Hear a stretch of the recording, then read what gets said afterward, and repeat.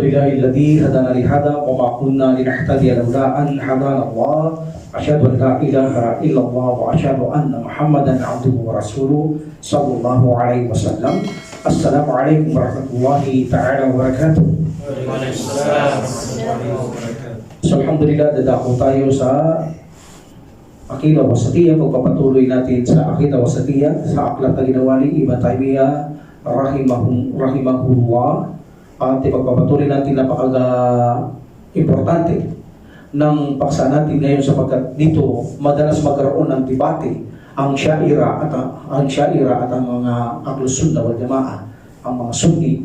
So nagkakaroon ng debate sa ating papaksahin, kaya kailangan maging malinaw ito sa atin para may pakita natin mali ang akida ng Syaira at kung paano nila ito sinira, ginawang ta'rif ang ating magiging paksa. Ang paksa natin dito ay ang pag-akyat ng Allah subhanahu wa ta'ala o pangingibabaw sa kanyang trono. So ito ay mayroong 7 aya sa banal na Quran at isa-isahin natin at ipaliwanag natin at tingnan natin ang kanilang katwiran at paano natin sasagutin ang katwiran ng mga Asy'ariyah at iba pang mayroong akida ang paniniwala na katulad nila na gumagawa ng tahrif at ta'til. Okay? Number 1 ayah, the first ayah. Wa qawluhu inna rabbakumullahu alladhi khalaqa as-samawati wal arda fi 6 ayamin thumma istawa 'alal 'arsy. So dito sa ayat na ito sinabi ng Allah subhanahu wa ta'ala, katotohanan ang inyong Panginoon, ang Allah subhanahu wa ta'ala ang lumikha ng kalangitan at kulapaan sa loob ng 6 na araw at siya ay pumaibabaw sa kanyang trono. Okay? Alamin natin to, maselan to, lalo na ang grammar. Kailangan dito ang grammar. Hindi maaaring hindi ka marunong grammar dito sapagkat nakasalalay ang usapang ito, especially on alal arsh. Malaking usapan ito. Kapag hindi ka marunong grammar, hindi mo kaya i-translate ito. That's why ang mga grammarian ay naiintindihan nila ng ganap ang ayan na ito. Okay, unahin natin. Ang Allah subhanahu wa ta'ala, sinabi niya, siya ang lumikha ng lahat ng kalangitan at kalupaan. Meaning, ang kalangitan, tinukoy dito ay plural, mayroon tayong 7 kalangitan, 7 kalupaan. At ito'y nilikha ng Allah subhanahu wa ta'ala in 6 days, sa 6 na araw, mula sa linggo, Lunes, Martes, Huwebes, ang tama ba? Linggo, Lunes, Martes, Miyerkules, Huwebes at Biyernes. Sabado wala, tapos ng Biyernes. At Biyernes, alam natin, after Asar, lilikha niya si Adam alayhisalam at before the Maghrib, ay tinaboy niya si Adam alayhisalam sa paraiso. That's why sabi ng mga scholar, ang 6 days na ito ay mahabang panahon. Ang ibang scholar sabi na, this is equivalent million years. Ang iba naman sabi nila, this is 1,000 years. So meaning, nanira si Adam alayhisalam, after Asar, ibig bang sabihin, after Asar, tataboy na siya ng Allah subhanahu wa ta'ala. Kabilis naman. Kaya sabi nila, matagal ang panahon na yan. Pero according to the others, scholar ay kung paano ang bilang natin sa araw na ito. Ganun lang ang araw na ito. Ganun kakapangyari ng Allah. Can you imagine, kaya niyo sabihin, kun fayakun, kung ganaisin ng Allah, by saying kun fayakun, tapos lahat ito eh. But gusto ng Allah subhanahu wa ta'ala ang ganitong proseso, siya ang pinakamaalam, anong wisdom nito, hindi natin siya pwedeng question kung bakit nilikha niya ng 6 na araw ang kalangitan at kalupaan. So there's a ikhtilaf. The others say 1 day is million years, the others say 1,000 years, the others say pangkaraniwan na araw katulad natin, katulad ni Ibn Taymiyyah rahimullah, and also Ibn Kathir rahimullah, sabi nila ay kasisukat lang ng ating mga araw. But alhamdulillah, Allahu a'lam. So dito, ang Allah subhanahu wa ta'ala, linikha niya 6 na araw. Meaning, 4 na araw sa kalupaan, 2 araw sa kalangitan. Pero paano ito linikha ng Allah subhanahu wa ta'ala? Una, binuo muna ng Allah subhanahu wa ta'ala by way of Big Bang. Alam natin, nagkaroon ng Big Bang. So, mayroong buong lupa na linagay ang Allah subhanahu wa ta'ala. Okay? Buong lupa. In 2 days. In 2 days, ito ay magpuproseso ayon sa gusto ng Allah subhanahu wa ta'ala. In 4 days, matatapos ito. So, in 2 days, Ang Allah subhanahu wa ta'ala, inilagay niya ang buong kalupaan. And then, siya ay tumaas sa kalangitan, linikha niya ang langit. Habang ito ay umuusok pa, linikha niya ang 7 kalangitan. Ang mga disenyo doon, mga bituin, lahat inlikha niya doon ng Allah subhanahu wa ta'ala, ang buwan, ang araw, mga planeta, linikha niya ito within 2 days. Okay? So, meron ng 4 days. Then, ang Allah subhanahu wa ta'ala, muli linikha niya ang lupa. In what way? Inilatag niya ang Allah subhanahu wa ta'ala ang lupa. Ang buong lupa, binabasag ng Allah. Meaning, nababasag ito. So, pag nabasag ito, magkakaroon ito ng bundok. May matitirang bundok at magkakaroon ng plat habang inilalatag niya ang lupa. Kaya sa Quran, sinabi niya, inilatag niya ang lupa. Paano ba paglatag? Ang paglatag, alam natin, inilatag mo dahan-dahan, hindi nakalatag ng timano. So, ang proseso ng Allah subhanahu wa ta'ala, buong lupa, and then, ang proseso niya sa 2 araw, nababasag ito at hanggang 4 na araw, lumabas ang mga bundok, na matatatang na bundok, hanggang sa nagkaiwalay, nagkaroon ng kontinente, ang mga lupang ito, at nagkaroon ng dagat, nagkaroon ng tubig, pinalabas ng Allah subhanahu wa ta'ala ang tubig dito. Pati ang mga pananim, pinausbong niya, at nilikha niya dito ang mga kailangan ng tao, ang mga hayop. Kailangan ng mga tao at mga hayop na pagkain tulad ng halaman, puno, damo, at lahat ng kailangan natin linikha ng Allah subhanahu wa ta'ala. That's why, bago lumabas ang mga puno, nandoon yung araw at buwan. So kailangan kasi ng photosynthesis ng araw bago tumubo. That's why kailangan may araw. Hindi katulad ng Bible, walang baliktad sa kanila. Tumubo ang pananim ng walang araw. Hindi pwedeng tumubo ng walang araw ang isang pananim o halaman because kailangan niya kumain by way of photosynthesis. That's why inilatag ito ng Allah within 2 days. After that, umakyat sa taas, langit at lupa, sa kalangitan. Then, ang kalupaan muli, inilatag niya, lumabas ang tubig, mga pananim, mga hayupan, at linikha niya si Adam, alayhisalam, bilang mananahanan sa kalupaan ito. That's why 6 days niya itong linikha. Ano man ang bilang ito, Allah knows best. Hindi natin alam sapagkat iba ang bilang ng Allah subhanahu wa ta'ala. Pwedeng mangyari bilang natin, pwedeng mangyari ang isang araw, 1,000, pwedeng 50 years, pwedeng million years, nasa Allah subhanahu wa ta'ala. But ang mahalaga dito, 6 days na lilikha ito ng Allah subhanahu wa ta'ala katulad ng ating araw, linggo, lunes, martes, miyerkules, huwebes at martes. So yan ang pagkalikha ng kalangitan at kalupaan. And then, ang Allah subhanahu wa ta'ala, sabi niya, Inna rabbakumullahu alladhi khalaqa samawati wal ard, and then fi sittati ayyam tumastawa 'alal arsh. And then siya ay pumaitaas sa kanyang trono. Pumaitaas sa kanyang trono. Okay, meaning istawa, pumaitaas. Mayroong 4 na kahulugan ang istawa. Mayroong 4 na kahulugan ang istawa, pero pare-pareho lang. In English, sasabihin natin, this is a ascent, elevated, or raised. Ba't ang isa hindi nila katulad? Ang kahulugan yung sinasabing settle. Pwedeng manirahan, manatili, that is a settle. Pero ang tatlo, yun ang kanyang kahulugan, yung pare-pareho. Pag-akyat, pagtaas, pag-angat, pangingibabaw, that is istawa. That is istawa. So bago ko balikan to, gusto kong malaman muna natin ang trono ng Allah subhanahu wa ta'ala. Tumastawa 'alal arsh. Pumaitaas siya sa kanyang trono. So arsh is trono. Katulad ng mga hari dito, alam natin ang trono, yung mga upuhan ng mga hari.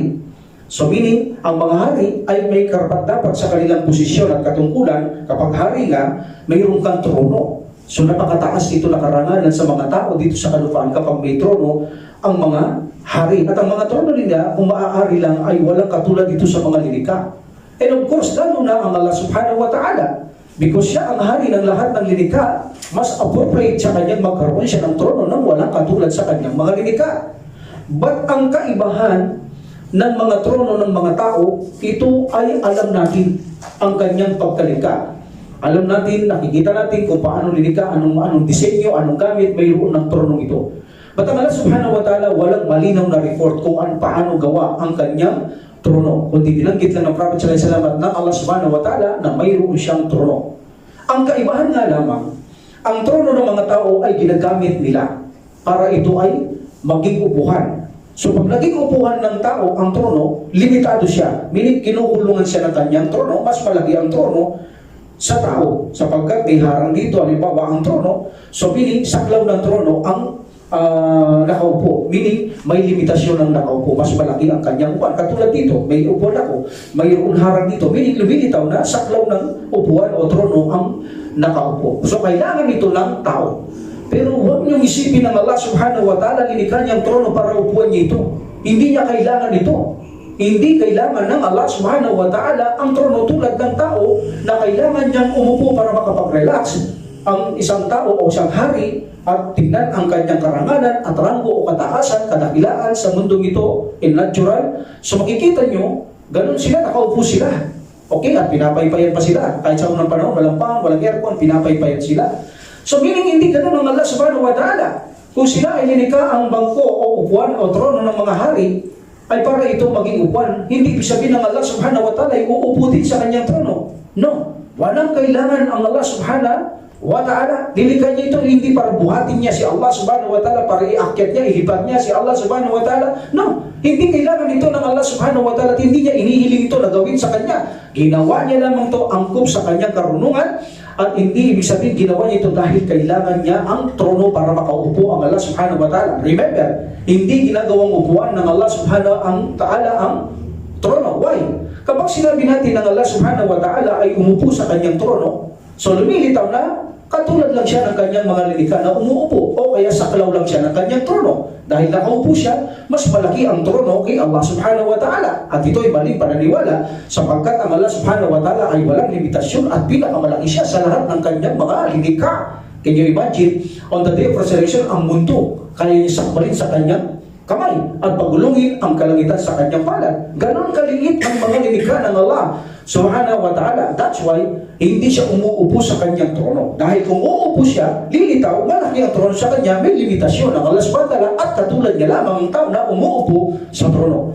That's why huwag niyang isipin, bagamat mayroong trono ng Allah subhanahu wa ta'ala, ilayo niyo sa inyong isipan na siya ay uupo sa trono. Katulad ng paniniwala ng Asy'ariyah, inire-reject nila ang pagkaroon ng trono ng Allah subhanahu wa ta'ala dahil katulad lang daw siya ng tao na may limitasyon at uupo. Hindi nila alam, hindi kailangan ng Allah subhanahu wa ta'ala ang upuan o trono ito. Ganyan sila. Kaya nire-reject nila ang trono ng Allah at hindi siya umakyat sa trono, walang trono. Kasi kapag may trono, ibig sabihin uupo siya katulad ng mga taong nilikha, mayroon siyang limitasyon, nangangailangan siya. Ang hindi nila alam, hindi kailangan ng Allah subhanahu wa ta'ala ang trono. Walang kailangan ang Allah subhanahu wa ta'ala sa lahat ng kanyang mga nilikha. Okay? So walang kailangan ang Allah subhanahu wa ta'ala sa kanyang lahat ng mga nilikha. Mahalaga itong alam natin na ang pag-akyat niya sa trono ay hindi upang umubo. Umakyat lang siya, nagpaitaas siya sa kanyang trono sapagkat walang pwedeng pumaligid kay Allah. Siya ang pinakamataas, lahat sa mababa. So meaning, walang nakapaligid sa kanya. Siya ay nasa itaas ng trono, pumaimbabaw siya sa trono. Hindi sinabing pumaimbabaw siya para umupo siya. Hindi. Walang kailangan ng Allah subhanahu wa ta'ala. Hindi niya kailangan ng tronong ito para ilipat siya, upuan siya, buhatin si Allah subhanahu wa ta'ala. Hindi niya kailangan. So mamaya malalaman nyo, so on the day of resurrection, binubuhat ng anghel ang trono ng Allah. Ibig sabihin, nakaupo din ng Allah subhanahu wa ta'ala sa trono habang binubuhat siya. Tulad ng mga haring nakaupo na binubuhat ng kanyang mga tauhan. Hindi kailangan ng Allah subhanahu wa ta'ala na buhatin mo siya. Walang kailangan ng Allah subhanahu wa ta'ala. But what is the purpose of the throne? Kung ganun, bakit lilikha ito ng Allah subhanahu wa ta'ala? Babalikan ko ito mamaya. Okay? Ang mga tao, tulad ng Asy'ariyah, na popular ngayon, na kung saan ingat kayo sa mga taong ito, na kung saan binabaluktot nila ang akida. Minamali o iniiba nila ang akida ng pananampalatayang Islam. That's why kapag narinig nyo ang Asy'ariyah, iba na sa masjid ay huwag nyo itong papasukin sapagkat nagdadawa sila ng ilihis nila ang tao. Dahil yan sa kagagawan ng isa sa kanilang mga ngaral na si Abu al-Ma'ali al-Juwayni. Isa yan sa gumagawa ng kanilang methodology, meaning pamamaraan ng kanilang paniniwala upang sirain ang pananampalatayang Islam. Siya ang gumawa ng istawa na walang istawa, walang istawa, hindi naniniwalang umakyat o nagpaitas ang Allah at hindi naniniwalang may trono. That's the belief, the faith or the akida ng mga Asy'ariyah. Walang trono, hindi umakyat ang Allah subhanahu wa ta'ala. Allah subhanahu wa ta'ala is high. Siya'y mataas sa pinakamataas, but hindi siya umakyat, hindi siya bumababa, nandun siya sa taas, walang trono. Aya't hindi sila naniniwala sa ayat na ito na ang Allah ay pumaita sa kanyang trono. That's why papalitan nila ang ayat. Papalitan nila ang ayat is tumastawla ilal ars or alal ars. They change the istawa to istawla meaning. Meaning they change, even na they recite the istumastawa. But the meaning ay katumbas ng tumastawla. Hindi kaya na-recite tumastawla, but istawla in their meaning. Because why? Ayon sa kanila, ang kahulugan ng istawa ay to conquer. Meaning, nalupig mo. Meaning, nasakop mo. Okay? Meaning, nalupig mo, nasakop mo tulad ng jihad, tulad ng digmaan. Pag natalo mo sila, na-control mo na, nalupig mo na, sakop mo na. That is istawa, anila.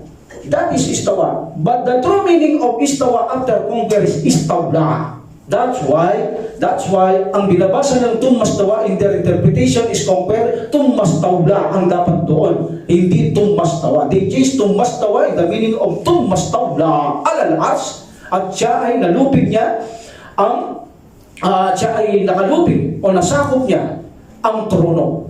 Meaning nasakop, nalupig, naging ari niya ang trono. Hindi siya pumaitaas. Meaning, ba't kailangan pang bumaba ng Allah subhanahu wa ta'ala o umakyat para lamang maglikha? By saying kung payakun, kayang maglikha ng Allah subhanahu wa ta'ala.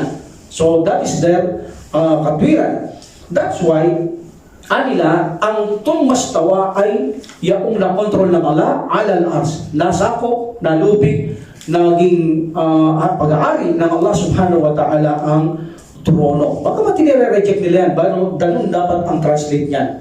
Okay? So ano ang kanilang ikinatwiran? Ang kanilang isang batayan ay ang isang tula from Arab. Isa itong tula na kung saan kay Bishir. Si Bishir siya si Ibn Marwan.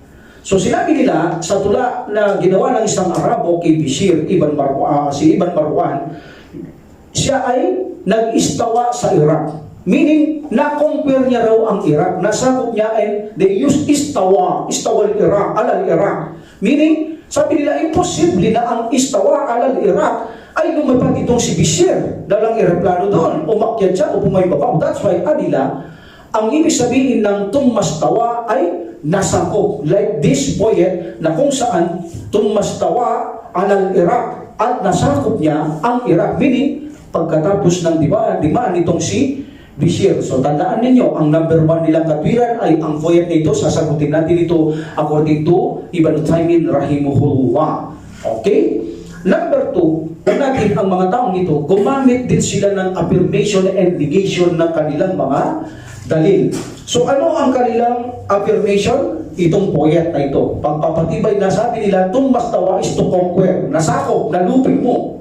So, Allah subhanahu wa ta'ala tumastawa al-ars, nasakop niya ang trono. Pagkatapos niya likhain ang langit at lupa, nasakop niya ang trono. So, meaning, naging conquer niya ito. Nalupig niya ito pagkatapos ng paghalika ng langit at lupa, gaya ng poet na ito. So, this is affirmation. Okay? At isa sa ginamit nilang negation proof, na kung saan, ang Allah subhanahu wa ta'ala, kung siya ay pumaimbabaw sa trono, siya sa trono, na gaya ng sinasabi natin kanina o sa ayan na ito, lumilitaw na may katawan ng Allah. Lumilitaw na may katawan ng Allah. Tulad natin na kung saan isang tao na umaakyat sa kanyang luklukan. So meaning, ito ay katulad lamang ng kanyang mga nilikha. And then sabi nila, kung Allah subhanahu wa ta'ala umakyat sa trono, limitado siya. Yan ang sinasabi ko. Ang utak at isip nila, uupo si Allah. Yun doon nakakontrol ang kanilang isipan. That's why sabi nila, limitado si Allah. Una-una may katawan siya tulad ng pag-akyat ng lilikha at limitado siya, malaki ang trono sa kanya dahil uupo siya sa trono. Yun ang nasa isip nila, ang uupuhan ng Allah subhanahu wa ta'ala trono. Nakalimutan nilang walang kailangan ang Allah subhanahu wa ta'ala. Of course, ganyan talaga eh. Kapag ang Allah subhanahu wa ta'ala gusto kanyang bulagin, aanuin mo nga naman ng trono, anong ibig sabihin ng trono? So, siyempre, uupuhan mo ito. Especially kung titingin kayo sa Arabic dictionary, tumastawa meaning tumastawa ala, siya'y nakaupo ng mahigpit o makaupo siya ng madiin. So, kung titignan mo yun ang magiging translation mo. Pero hindi mo doon pwedeng ibase doon. Why? Sapagkat ito ay taliwas sa sinabi ng Allah subhanahu wa ta'ala, wala siyang katulad, wala siyang pangangailangan. Kapag umupo siya, meaning nangangailangan ng Allah subhanahu wa ta'ala. That's why hindi mo pwedeng sabihin, uupo dito ang Allah subhanahu wa ta'ala. Ano mang translate na mayroong dictionary Arabic, hindi uubra ang translate na yun sapagkat ang Allah subhanahu wa ta'ala ay walang pangangailangan. Hindi ibig sabihin umakyat ang Allah subhanahu wa ta'ala, mayroon siyang kailangan. Okay? That is a negation proof. Kung siya'y umakyat, mayroon siyang katawan. Limitado ang Allah subhanahu wa ta'ala anila. Okay? So that is yan ang kanilang katwiran na kung saan kapag siya'y umakyat sa trono, mayroon siyang katawan katulad natin na umakyat. At kapag siya'y umakyat sa trono, limitado siya, malaki sa kanya ang ganyang trono, napapaligiran siya ng kanyang trono. Yan ang kanilang mga katwiran. Okay? Katulad sabi nila, halimbawa, umakyat ka sa kamilyo. O sinong malaki sa inyo? Kamilyo. Siyempre, umakyat ka doon. Limitado ka, may sukat ka. Ganon din ang Allah. Kapag umakyat siya sa trono ng Allah subhanahu wa ta'ala, mas malaki ang trono. Limitado ang Allah subhanahu wa ta'ala. Ginaya nyo lang sa mga lilik, katulad ng lilikan ng Allah subhanahu wa ta'ala. That's why anila, ang kahulugan ng tumastawa alal arsh ay nalupig niya, nasakop niya ang trono pagkatapos likain ang langit at lupa sa loob ng 6 na araw. Now, paano natin sasagutin ang kanilang mga katwiran dito para maging malinaw sa ating ang mga akida ng mga Ahlus Sunnah wal Jamaah o Sunni at akida ng mga Syairah at mga katulad ng mga taong ito. Number 1, ang kanilang interpretasyon sa tumastawa alal arsh ay salungat ito sa mga salaf, mga naunang matutuwid na kasama ng Prophet sallallahu kanilang mga anak at kanilang naging apo, tabi'in at mga sahaba. Salungat ito sa kanilang interpretasyon ang kanilang ipinararating ngayon lang sa panahon na ito. Why? Sapagkat kung ang mga ito'y consensus nila, kung ang mga ito ang tumastawa alal arsh ay ang paglupig, ipaliliwanag nila ito sa tao dahil naiintindihan nila na ang meaning ng istawa ay ang pag-angat, pag-akyat. Kung ito'y hindi ibig sabihin pag-angat, pag-akyat, ipaliliwanag nila ito sa mga tao, lalo na ang propeta sa Islam. Pero dahil hindi nila ito ipinaliwanag, pananahimik, meaning, dahil alam nila ang buong meaning nito, meaning walang kumokontra na ang Allah subhanahu wa ta'ala ay pumaakyat o pumaitaas sa kanyang trono. So, ibig sabihin, kung hindi umakyat o pumaitaas sa trono ng Allah subhanahu wa ta'ala, sinasalungat mo ang mga matutuwid na taong ito. Sino ka? Para salungitin mo ang higit na maaalam na mga taong ito sa mga lumalabas lang na mga taong ngayon na nagdudunong-dunungan lamang upang sirain ang paniniwala ng mga sahaba, mga tabi'in at tabi'in na salafus salih, kung saan ang kanilang paniniwala ay ang pag-akyat, pagtaas, pagimbabaw ng Allah subhanahu wa ta'ala sa kanyang trono. Number 2, kukontrahin mo itong aya na ito. Kukontrahin mo ang tumastawa alal arsh, tumastawla. Because ang tumastawa, kapag ito ay ginagamitan natin ng ala, tumastawa ala. So meaning ito'y nangangahulugang pag-akyat. Nangangahulugang pag-akyat. Bagamat ang ila, meron din ila, tumastawa ila sama, ito rin ay same meaning. Bagamat mayroong konting ikhtilaf dito, pero hindi nangangahulugang compare. Ang ikhtilaf ng isa ay ibang katirahimula, ang tumastawa ila sama, meaning nagbigay siya ng pansin sa kalangitan. So, hindi naman yung pag-akyat o pag-angat. But the other opinion, tumastawa ila sama ay yung pag-akyat niya sa kalangitan. They are saying, but there is no conquer or pagkalupig o pagkasakop na translation dito. So, tumastawa ila alal arsh, tumastawa ila sama, the other scholar is saying, pag-akyat, ang meaning nito, tumastawa ala. Not in the Arabic na kung sa dictionary, tumastawa ala, na nakaupo siyang mahigpit. Hindi yun ang translate dito. Hindi yun. Kailangan grammarian ang magta-translate dito. Maalam siya sa grammar. Okay? So, tumastawa alal arsh, meaning ay ang pag-angat, pag-akyat, pangimbabaw ng Allah subhanahu wa ta'ala sa kanyang trono. Okay? Sa kanyang trono. So, meaning, mapupwersa tayong gamitin ang kahulugang tumastawla. Dati sabi ko, kinings nila ang meaning tumastawla. They say tumastawa alal arsh, but they believe that ang istawa ay conquer. So the meaning of conquer is tumastawla. Na tumastawa. Because ang istawa, ginagamit ito ay istawa ala ay ang pag-angat, pag-akyat. But if you use istawla, ginagamit ito after the jihad, after the fighting, bakbakan, labanan. So, ganun ang paggamit sa conquer istawla. Ibig sabihin ba, ang ala, nung nililikha ito, nakikipagpakan siya? Nakikipag-jihad ba, katulad ng mga Muslim? nakikipaglaban ba siya ang Allah subhanahu wa ta'ala? Na matalo niya ang kalaban, tsaka niya naging ari yung trono? So, ganun ang paggamit ng tumas tawla. Yaong makikipagdigmaan ka muna bago mo masako o maging ari ang isang bagay na kanilang pag-aari, natalo mo sila, ay magiging pag-aari mo. So, lumilitaw na ang kanilang translation, tumas tawla, ay may ibang may-ari ng trono. Malibang kay Allah subhanahu wa ta'ala. Dahil, kapag sinabi mong tumas tawla, nasakop mo, naging pag-aari mo, ang trono, mayroong nagmamay-ari na talo mo sila. That is tumas tawla. Ito ang malalang sitwasyon ngayon. Meaning lumilitaw ang Allah subhanahu wa ta'ala, mayroong pangliban sa kanya na nagmamay-ari ng trono bago niya naging ari ang trono. So lumilitaw, mayroong pang nauna kay Allah subhanahu wa ta'ala, o mayroong mang siyang naging kasabay, o mayroong siyang katunggali, dahil ang paggamit ng tumas tawla ay makipagdigmaan ka, at saka mo ito magiging ari kapag natalo mo sila. Of course, walang mananalo kay Allah subhanahu wa ta'ala. So meaning, malayo ang kanilang translation. Ang pinag-uusapan dito ay ang paglikha ng kalangitan at kalupaan. And then lumilitaw dito ang tumma, yan ang grammar, tummastawa, meaning after tumma, dead, meaning dead. Pagkatapos, lumilitaw na ang tumma, ginagamit ito pagkatapos ng isang gawain, susunod mo ang isang gawain. So hindi yung nakipakbakan ka tapos nakuha mo, nalupig mo ang isang bagay na pag-aari ng iba. So ibig sabihin ng tummastawa, after He created the heaven and earth, then umakyat siya sa kanya, at pagkatapos, meaning pagkatapos ay nagpaimbabaw siya. So this is another action after the creation. After that, siya ay nagpaimbabaw. So meaning, kinokontra mo ang salitang pagkakasunod ng pagkalikha at pag-akyat ng Allah subhanahu wa ta'ala. So meaning, ito ang kanilang sinasabi na kung saan ang tumastawa ay tumastawla in the meaning to conquer. This is a very, very wrong akida. Okay? This is a very, very wrong akida. And at isa pa rito, itong sinasabi nilang Bishir na kasaysayan sa itong poet, ay walang nakakaalam sa poet na ito. At hindi katanggap-tanggap din sa Arabic language ang alal ars to gawin mong translate parang itong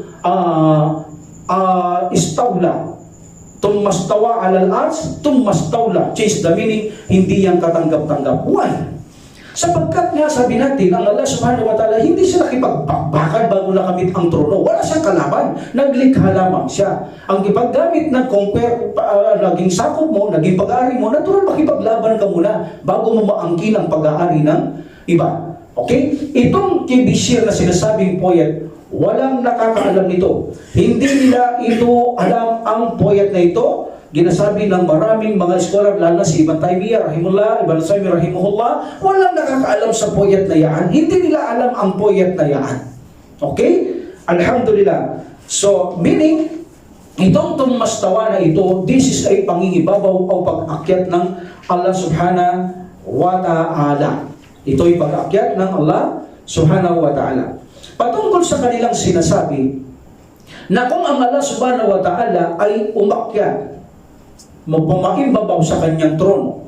Okay. So, meaning sabi na, may katawan ng Allah. May attributes ng Allah. They believe na walang attributes sa Allah. There is no face, there is no eye, there is no ear. Yung ear niya, kung anong naririnig niya, that's the ear. Kung anong nakikita niya, hindi mata yan, nakikita niya lamang yan because of the knowledge and wisdom of Allah subhanahu wa ta'ala. They reject that. That's why, ang mga taong ito, sabi nila, kapag umaakyat ang Allah sa trono, pumaitas, may katawan siya. Yes, we believe na kung ano lang ang revelation natin sa Allah subhanahu wa ta'ala, we are sick. Kapag sinabi niya mayroon siyang mata, mayroon siyang padinig, mayroon siyang kamay, mayroon siyang paa. So what is the problem? Kung maniwala tayong mayroon ng Allah subhanahu wa ta'ala, dahil mismo siya ang nagsabi na mayroon siyang mga katangian, pero huwag natin isipin na sinabi ng Allah subhanahu wa ta'ala na ito ay katulad ng kanyang mga lilikha.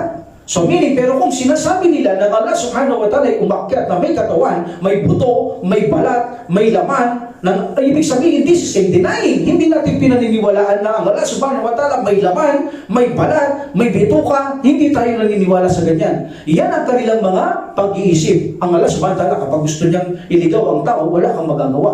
So meaning, iginawa nila ang Allah subhanahu wa ta'ala, kung may katawan daw, may bituka, may balat, may laman, katulad lang ng nilikha. Wala tayong paniniwalang ganyan sa sa akida ng Allah subhanahu wa ta'ala na mayroong laman, mayroong balat, may bituka, sapagkat sinabi natin nakaraan, walang kailangan ng Allah subhanahu wa ta'ala. Siya ang pinakamalakas, hindi niya kailangan kumain, hindi niya kumain, kailangan uminom tulad ng mga malaika.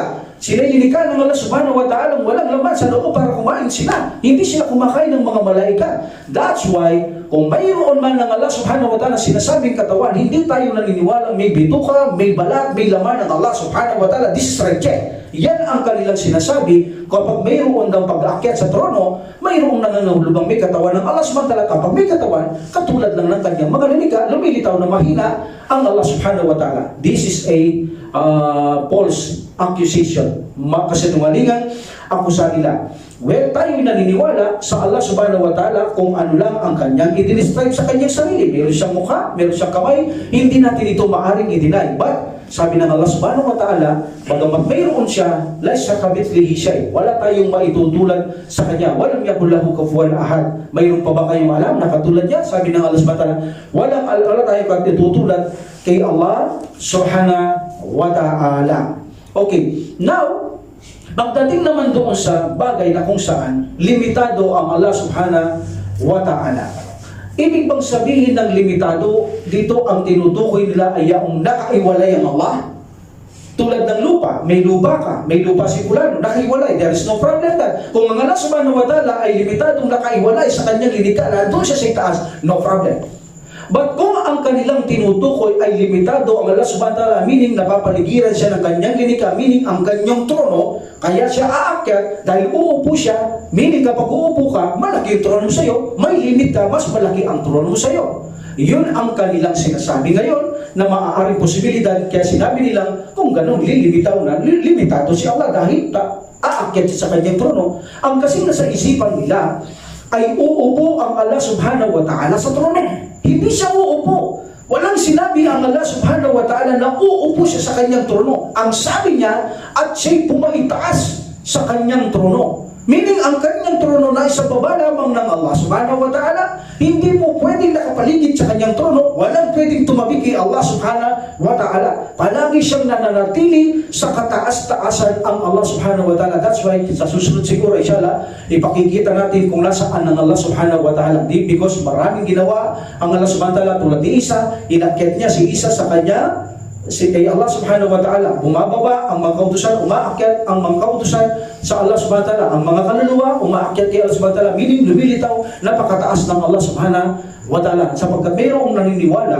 na akida ang Allah subhanahu wa ta'ala kahit nasaan, diretsyon, kaliwa, kanan, sa likod, sa harap, nandoon si Allah subhanahu wa ta'ala. Ginamit nila ang dalil na kung saan man kayo naroroon ay kasama niyo ako. Ay na makuntum, saan man kayo, ana ma'akum, ako ay kasama ninyo. So tatabikin ko rin yan sa susunod kung anong ibig sabihin, ana ma'akum, ako'y kasama ninyo, sabi ng subhanahu wa ta'ala. Kaya use this dalil, kahit saan kasama natin ng subhanahu wa ta'ala, kahit saan kayo pumunta, nandoon si Allah subhanahu wa ta'ala. Wala siya sa itaas, nasa kanan, sa kaliwa, likod at harap, nandoon lang si Allah subhanahu wa ta'ala, wala siya sa itaas. That's why inuna natin ang mataas na posisyon ng Allah subhanahu wa ta'ala, kung nasaan siya, at sa susunod kung saan siya, sa taas ba talaga siya o sa baba, ipakikita natin kung nasaan siya. So now, dito lumilitaw, pumaitaas siya sa kanyang trono.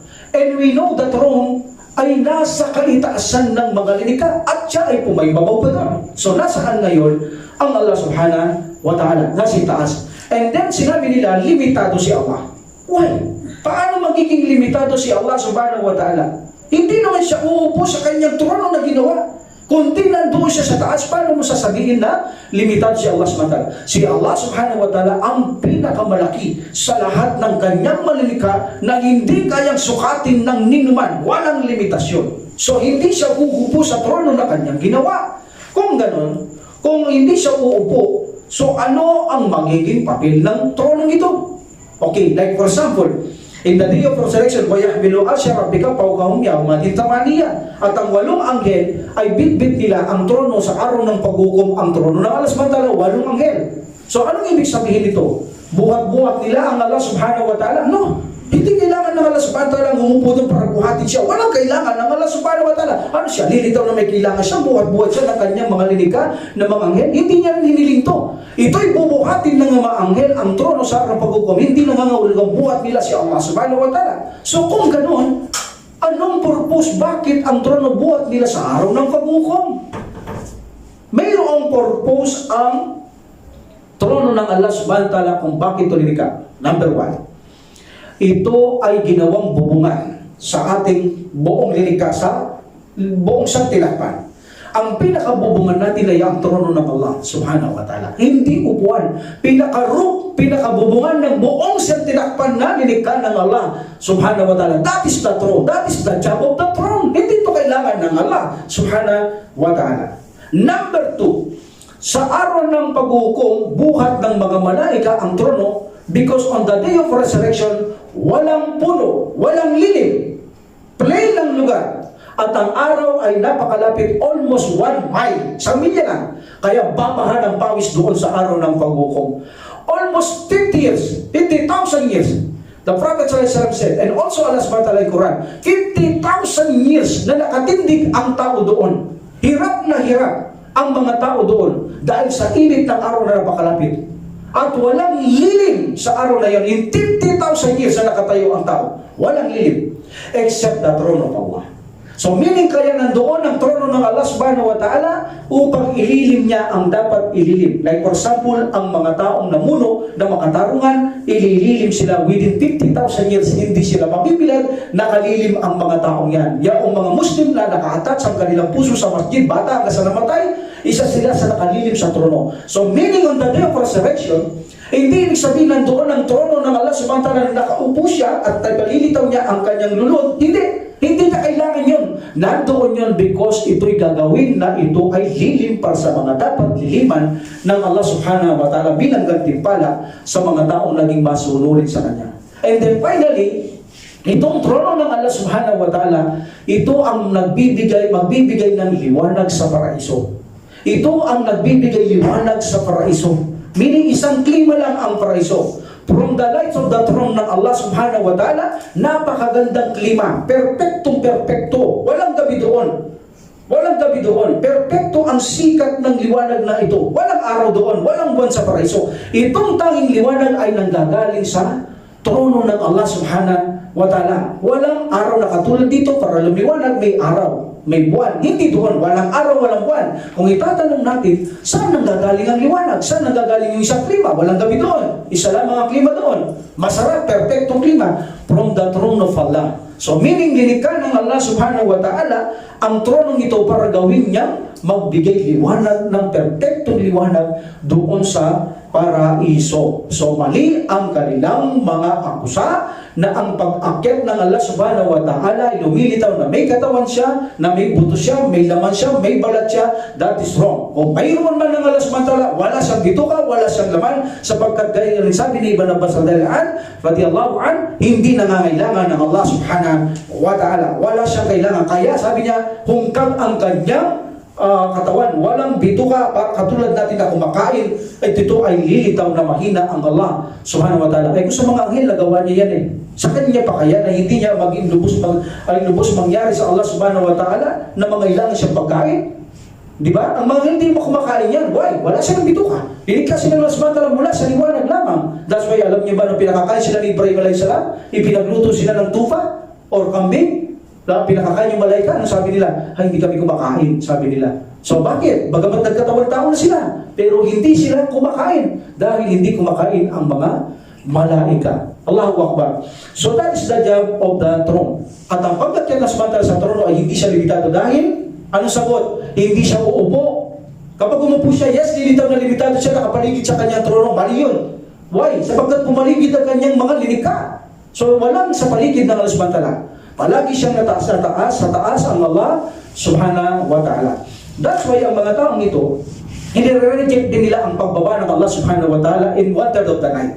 Yes, tayo maniniwala. Every time na sinabi ng subhanahu wa ta'ala na bumaba siya, umakyat siya, kung mayroong ibang dalil, mayroong ibang suporta na magbibigay ng linaw at ito'y katanggap-tanggap na ang pag-akyat ng Allah subhanahu wa ta'ala ay sa trono ay pagkalupit o pagbaba ay ang kanyang Rahman, ang kanyang malaika, ang kanyang pagpapatawad, kanyang power, kanyang knowledge, o itatanggapin natin if there's support evidence na katanggap-tanggap. Pero kung wala kang maipapakitang katanggap-tanggap na suporta sa pagbaba, halimbawa ng Allah subhanahu wa ta'ala 1/3 of the night, Wala kang maipakikita ng kapag niya bumababa ang kanyang Rahman, ang kanyang mga anghel, ang kanyang power, ang kanyang knowledge. Pag wala kang naipakita, meaning mali yun.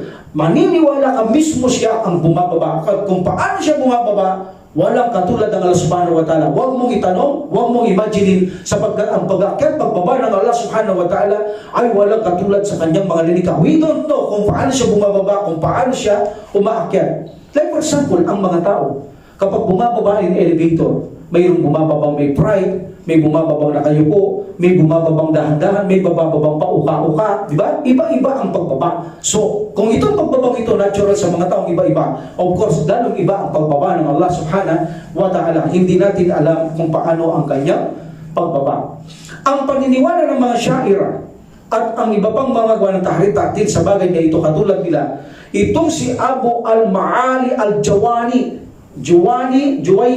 ito ang gumawa ng kanilang methodology, meaning sistema ng pamamaraan ng paggawa ng anupaman. That is methodology. Paniniwala nila, siya ang sumira itong taong ito.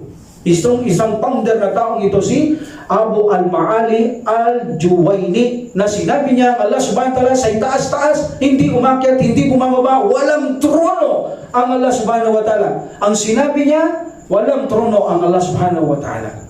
That's why, nang si Abu al-Ala, ang kanyang estudyante, sabi niya, ya Sheikh, sabi niya, ya teacher, sabi niya, bakit hindi na lang natin pabayaan itong na-mention sa Quran? Sabi niya, huwag na lang natin pansinin yung pag-akyat at trono dito. Sabi niya, parang exemption na lang. Alam niyo ginawa nitong si Abu al-Ma'ali al-Juwayni? Binatukan niya ang kanyang estudyante. Sabi niya, nililito mo ako. Yes, of course, talagang nalilito siya. Sabi naman niya, hindi naman natin kasi maaring itago ito eh. Teacher, sabi niya, sabihin ba natin ito, exemption lang ito? Walang taong maniniwala sa atin na exemption itong aya, malinaw eh, sabi niya. Binatukan niya siya. Sabi niya, nililito mo ako eh. Yan nakita niyo, nililito mo ko. Bakit? Nalilito talaga siya. Pero ang katotohanan, ito ay likas na kung saan patunay, gabay, na nakikita sa Quran na hindi mo maaring ibahid. That's why mismo siya nalilito sa kanyang ginawang methodology na walang trono Allah subhanahu wa ta'ala at hindi siya umakyat, hindi siya bumababa. Allahu Akbar. And then, Allah subhanahu wa ta'ala said, second ayah, Inna rabbukumullahu alladhi khalaqa samawati wal ardi fi sittati ayyamin thumma stawa 'alal arsh. Wa qala fi suratul Ra'd, Allahu alladhi rafa'a samawati bighairi amadin tarawnaha thumma stawa 'alal arsh. So, ini mga ayat ito, thumma stawa 'ala. If you say thumma stawa 'ala, means pumaimbabaw thumma stawa 'ala. If there's a 'ala as 'ala or ila, meaning pumaimbabaw ang Allah subhanahu wa ta'ala sa kanyang trono. Okay? In another ayah, Inna rabbakumullahu alladhi khalaqa samawati wal arda fi sittati ayamin thumma stawa 'alal arsh. Always 'ala, because pag akyat yan, if you say thumma stawa 'alal arsh, meaning pumaimbabaw sa trono ang Allah subhanahu wa ta'ala. So anong ginawa niya? Bakit pumaimbabaw sa trono? Uupo ba siya? Hindi. Ano gagawin niya doon? Pumunta lang siya sa taas-taasan ng kanyang kaharian, sa kanyang mga lilikha, sapagkat siya ang pinakamataas, ang Allah subhanahu wa ta'ala. Walang pwedeng pumaligid, walang pwedeng tumabi, walang pwedeng tumaas kay Allah subhanahu wa ta'ala. That's why pumaakyat siya, pumaimbabaw siya. Hindi ibig sabihin umupo siya, katulad ng tao na nangangailangan ng upuan, na bigbiti siya ng trono niya, ilipad siya, ang Allah subhanahu wa ta'ala, dahil siya kung saan gusto ng Allah subhanahu wa ta'ala, kailangan niyang maupo sa trono. Hindi. Wala tayong paniniwalang ganyan. Umakyat lang sa Allah subhanahu wa ta'ala at pumaitaas siya sa kanyang trono. Meaning, nilampasan niya ang kanyang trono. Okay? Alhamdulillah. So, another ayah, Allahu alladhi rafa'a samawati bighairi amadin tarawnaha thumma stawa 'alal arsh. Meaning, lilikha ng Allah subhanahu wa ta'ala ang kalangitan ng walang haligi, walang poste. Allahu Akbar. Nilikha niya ang kalangitan ng walang poste. Even na dahil sa ikhtilaf, sabi nila, may poste pero hindi mo nakikita. Yes, kaya gumawa ng Allah subhanahu wa ta'ala, nalilikha na hindi natin nakikita, like the angel, like the jinn. So sabi nila, may poste yan. Ngunit hindi mo nakikita ang poste. Pero sabi ng majority scholar, like for example, this Ibn Taymiyyah rahimahullah, yung book na ginagamit natin, sabi niya, even na nakikita o hindi nakikita, Allah subhanahu wa ta'ala said, dinikha niya itong walang poste. Meaning, nakahang ang mga kalangitan na ito. Allahu Akbar. Nakahang. Sino ang makakagawa ng mga ganitong nilikha na nakahang walang poste? In the Bible, kung babasahin yung Bible, ang kalangitan may poste. So reject agad Ito sabi ng subhanahu walang poste. Nire-reject ng Allah subhanahu ang paniniwala ng Alul Kitab na ang kalangitan ay may mga poste. Sabi ng Allah subhanahu lilikha ko ang langit, mga kalangitan, kasama ito, 7 langit, walang poste. Una kabubong ang bawat isa, walang poste ang mga kalangitan na yan. Sabi ng Allah subhanahu wa ta'ala. And then, wakala fi surati Taha, Ar-Rahmanu alal arsh. Ar-Rahmanu alal arsh istawa. So meaning, ang Allah subhanahu wa ta'ala ang mahabagin, siya ay umaibabaw sa kanyang trono. So dito, Ar-Rahman. Itong Ar-Rahman na topic ko na ito, bagkardagan, kapag sinabing Ar-Rahman at Rahim, Rahim for the Muslim only, Rahman sa lahat ng lilikha, kahit na kriminal, kahit na salbahing tao, kahit na pinakawalang modo, pinakawalang utang na loob sa Allah subhanahu wa ta'ala, sakop siya sa Ar-Rahman. Because ng Allah subhanahu wa ta'ala, nang likhain niya, ang langit at lupa, nang matapos niya ang lilikha, lahat ng kanyang lilikha, sinabi niya, ang aking puot o galit ay hindi mangingibabaw sa aking habag. Meaning, mangingibabaw ang habag ng Allah subhanahu wa ta'ala kay Jesus sa kanyang galit o puot sa mundong ito. Okay? Kaya ang tao, kahit na siya ay nagtatambal sa Allah subhanahu wa ta'ala, nananatiling mapagpaumanhin, pinakamapagpaumanhin ng Allah subhanahu wa ta'ala, pero hindi sabihin pinatatawad niya sila. Napakapagpaumanhin ng Allah subhanahu wa ta'ala, kahit anong ginagawa nila sa Allah subhanahu wa ta'ala ang pagtatambal, patuloy niya itong binibigyan ng kanyang panustos. Dahil hindi nananaig ang kanyang galit at puot sa kanyang habag, ang Rahman. That's why patuloy niya tinutustusan ang kanyang mga lilikha. In this dunya, ang lahat ng mga lilikha subhanahu wa ta'ala ay sakop ng kanyang Rahman. So meaning, hindi siya napupuot, nagagalit, basta-basta manaig ito sa kanyang habag. Kahit na nagagalit, napupuot ang Allah subhanahu wa ta'ala, this is a tribute sa Allah subhanahu wa ta'ala, pero hindi mananaig in this dunya. Nananatili pa rin ang kapangingibabaw ng kanyang habag, ang kanyang pagiging mapagpaumanhin. But remember, ang tao dito lamang sa kanya yan. Kapag hindi siya nanampalatay kay Allah subhanahu wa ta'ala, pag siya ay namatay na, dito mo makikita at malalasap ng tao ang matinding puot at galit ng Allah subhanahu wa ta'ala. Siya ang magpaparusa sa taong ito na hindi kayang igawad ang kaparusahan ng kanyang mga lilikha. Kung gaano siya kahabag, kabait sa kanyang mga lilikha sa mundong ito, Allah subhanahu wa ta'ala, wala naman siyang kasing pagsik sa mga taong hindi nanampalatay sa kanya kapag ito'y nadagdan ng kamatayan. Walang kasing baksik sa kanila ang Allah subhanahu wa ta'ala. Can you imagine? Ang Allah subhanahu wa ta'ala, naglikha siya sa impyerno ng mga anghel. Ang mga anghel, ang kanilang mga program, walang habag sa kanilang mga pagkalika, meaning hindi sila marunong maawa. Iyan ang mga anghel ng mga impyernong apoy. Wala silang awa. Ibig sabihin, kahit nananangis ang tao, kahit na nagmamakaawa ang tao, wala silang program o pagkalika sa kanila na maawa sila. Puro kabagsikan ng gusto nila. Iyan ang nilagay ng Allah subhanahu wa ta'ala kapalit ng galit at puot ng Allah subhanahu wa ta'ala sa kanila na pinagbigyan niya sila sa mundong ito. Ibinigay ang lahat ng mga gabay, propeta, mga aklat, pinakita ang mga tanda. Kahit lahat ito ay alam nila, tandi sa pinagtatambalan ng Allah subhanahu wa ta'ala, patuloy sila sa rahman ng Allah. Pinagkakaluban, nagpapaumanhin ang Allah subhanahu wa ta'ala, pinababayaan. Minsan binibigyan sila ng kaparusahan, ng paunang parusa, magaan na parusa sa mundo ito bago sa kabila para lang makapakapanumbalik pa sala sa Allah subhanahu wa ta'ala bilang habag ng Allah subhanahu wa ta'ala. Ngunit kapag ang tao ay nadatnan na ng kamatayan, ang kanyang buot at galit malalasap doon ng taong nadatnan ng kamatayan. Walang kasing bagsik, walang kasing lupit ang Allah subhanahu wa ta'ala sa mga taong namatay na hindi na nampalataya sa kanya kapag sila ay ginawaran na ng kaparusahan ng Allah subhanahu wa ta'ala. Sino sa tao ang nakapagparusa na siya ay sunugin niya na hindi mamamatay ang tao? Wala. Kapag sinunog mo ang tao dito, sa ayaw at sa gusto mo ay mamamatay siya. Pero doon hindi gagawin ng Allah subhanahu wa ta'ala na mamatay ang tao. Kahit maturog siya, bubuhayin siya muli ng Allah. Bubuhayin at bubuhayin siya ng Allah subhanahu wa ta'ala. At ipalalasap niya, every time na buhayin niya, buuin niya ang matinding parusa. Dadagdagan niya, nagdadagdagan ng parusa. Hindi siya masasanay doon sa impyernong apoy. Can you imagine sino makakagawa niya para ipalasap niya lamang ang matinding pag-iiganti ng Allah subhanahu wa ta'ala, patinding pagpaparusa ng Allah subhanahu wa ta'ala sa mga taong mga hindi na napalatay sa kanya. Sabi nga ng Allah subhanahu wa ta'ala, kami ay malupit at matindi sa paghihiganti sa inyo. Meaning sa araw ng pag-uukom. Innal mujrimina muntakimun. So meaning kami ay mahigpit sa paghihiganti sa mga taong mga namatayan at nakamatayan na hindi sila mga Muslim. Sino ang taong makagagawa na ang isang tao, ipalusot mo ang kadena mula sa likuran, palabas mo sa kanyang ilong. Magagawa mo ba ang kadenang ipasok mo sa butok o sa puwitan ng tao? Kadena. Okay, kadena. 70 cubic to. Malaki yung cubic to because malaki yung tao. Likuran 70 cubic. Ipalulusot to sa biliban ng basang dahil gagawin barbecue ang tao. Paano bang paggawa ng barbecue? Ipapasok mo ang stick mula sa likod ng tao o manok o bibi and then lalabas sa kanya. Either sabihin natin dito sa throat o sa bunganga o sa ilong, ganun yun. Ipalalabas niya ang kadena, ipapasok ang kadena doon sa puwitan ng tao, ilalabas doon sa ilungan.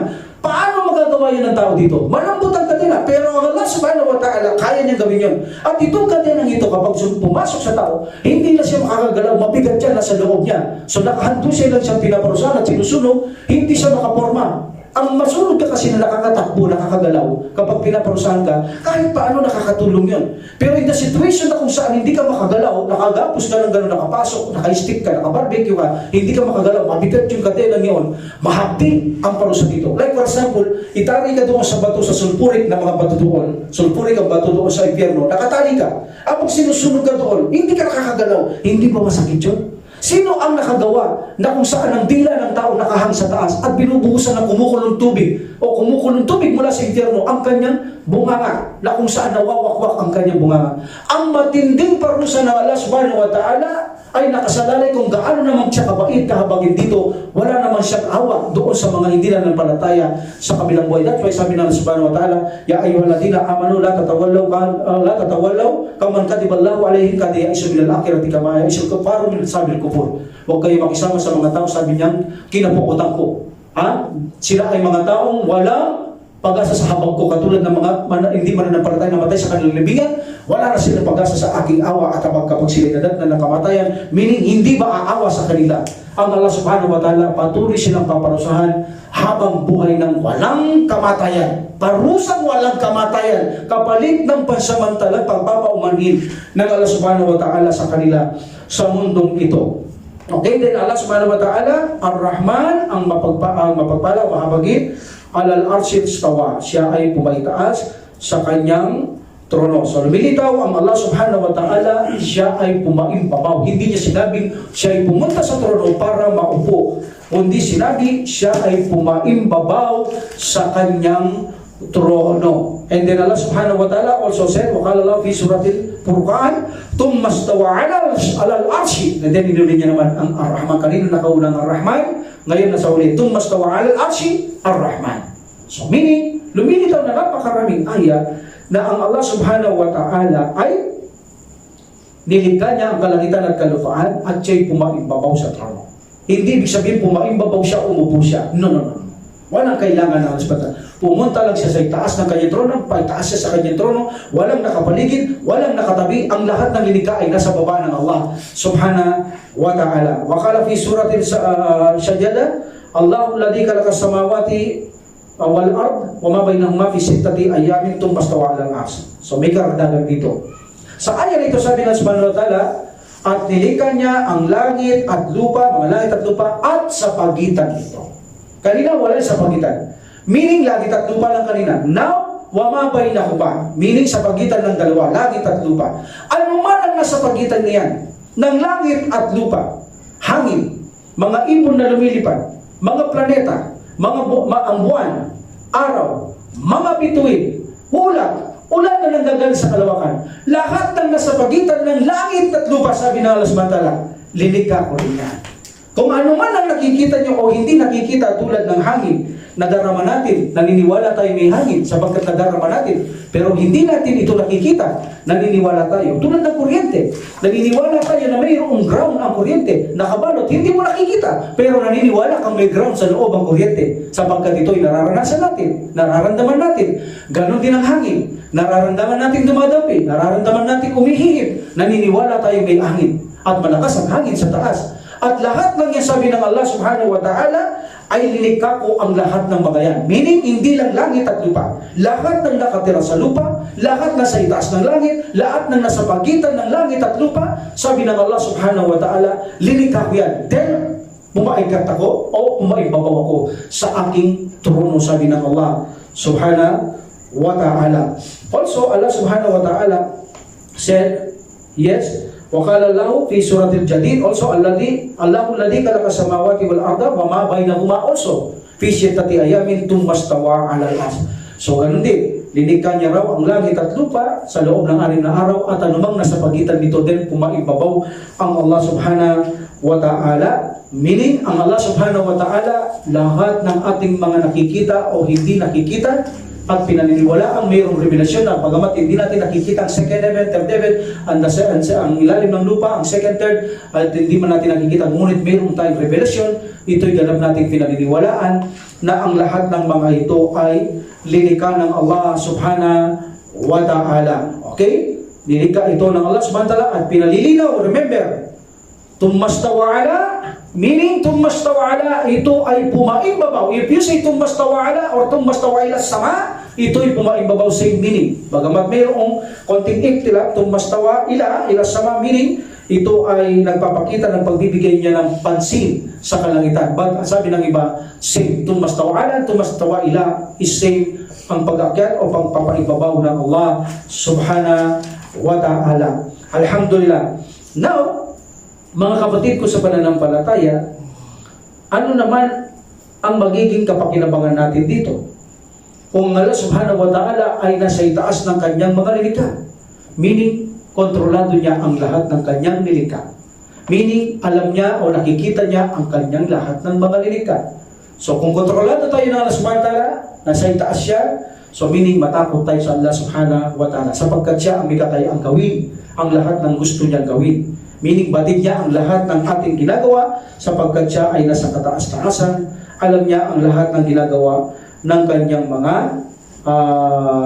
nilikha. Okay? So, remember, tumastawa and tumastawa ila. So, meron din kasing salitang istawa but no ala and ila. If there is no istawa only, hindi ito pag-akyat. Kaya nga merong ala o ila sama, ito ay pag-aset. Pero kapag ito ay tanging istawa lamang, meaning complete ang kahulugan nito. Meaning, like for example, in Quran, walang mabalaga asyuddahu wastawa. No ala. Wastawa, meaning, at siya ay sumapit sa hustong lakas at naging kompleto o ganap. Meaning, binata na siya, kompleto na siya, ganap na siya. That is istawa in single word. Kapag ito'y walang ala o ila, hindi pang ibabaw. Kapag ito'y istawa lamang, complete, ganap. Meaning, kaya mahalaga ang grammar sa mga ganitong mga akida o mga kaalamang grammar para malaman ang tamang kahulugan ng aklat ng Allah subhanahu wa ta'ala. What is the meaning? If there is tumastawa'ala, tumastawa'ila, meaning pagpapaimbabaw. Magamat may iktilap, dahil sabi ko tumastawa'ila alal-ars, tumastawa'ila sama, may iktilap yung ila sama, meaning siya ay nagbigay ng pansin sa kalangitan. But the other said, tumastawa'ila sama, tumastawa'ila alal-ars, same, pagpapaimbabaw sa kalangitan, pagpapaimbabaw sa trono. But only istawa, no ala, no ila. Preposition, meaning this is a complete, meaning ganap. Siya naging ganap, naging kompleto. Ito ay tinutukoy ang ayan na ito at nang siya ay sumapit na sa hustong lakas. Meaning, walang mabalaga asyuddahu wastama. Nang siya lumabot na sa hustong lakas, nagkaroon na siya ng kompletong pag-isip. Matured na siya. Siya naging ganap, siya naging kompleto. That is istawa. Kapag ito ay in meaning single, the meaning is complete. Ganap, naging kompleto. Okay? Alhamdulillah. So, inshallah, sa susunod ay titignan natin kung talaga bang ang Allah subhanahu wa ta'ala ay nasa itaas. Like for example, inakyat niya si Isa alayhi salam sa kanya sa itaas. No, sa nasa nang nagakyat, kapag inakyat mo na saan ka, nandoon ka sa taas. Okay? So, ito ang titignan natin kung ang Allah subhanahu wa ta'ala ay magbibigay ng tulong at dalil at proof dito na siya pumaimbabaw sa trono, ipakikita natin na siya ay nag-aakyat, may bumababa, may umaakyat sa kanya mula sa itaas ng Allah subhanahu wa ta'ala. So inshallah, we will stop here. Wa akhiru da'watil hamdulillahi rabbil alamin wa salatu wassalamu ala rasulillah. Subhanaka allahumma wa bihamdika asyhadu an la ilaha illa anta astaghfiruka wa atubu ilaik. Assalamualaikum warahmatullahi taala wabarakatuh. Waalaikumsalam. Allah